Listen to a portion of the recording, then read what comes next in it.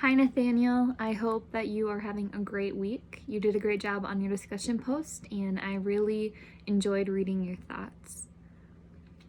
One point that you brought up that I agree with in your post is that following an ethical decision-making model may result in professionals limiting their relational integrity.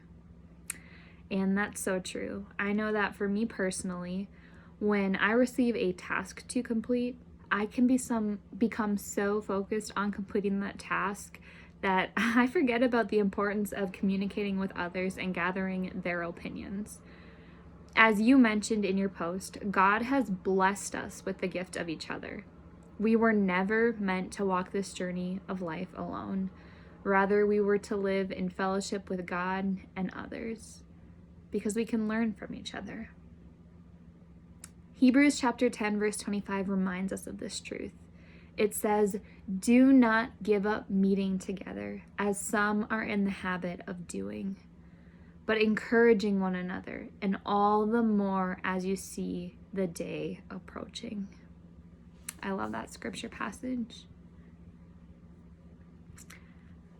I do have to say that as an organized person, I kind of like the idea of having a model to follow. It's appealing to me. I like the idea of knowing I have a process I can attempt to follow when I'm facing ethical dilemmas. However, I know that relying strictly on a model can be dangerous.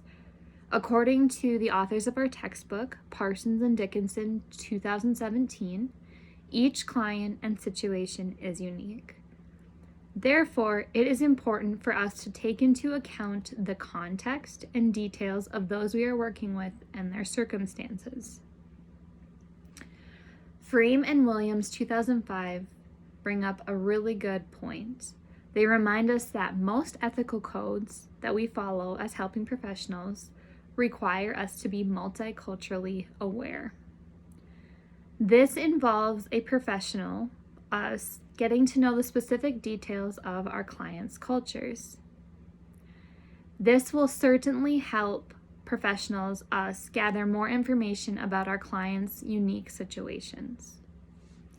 If we get too caught up in following a model, we can forget to consider the unique details of our clients, of their situations, of their circumstances, and it can cause us to act in ways that are unethical, even though we don't intentionally mean to act unethical.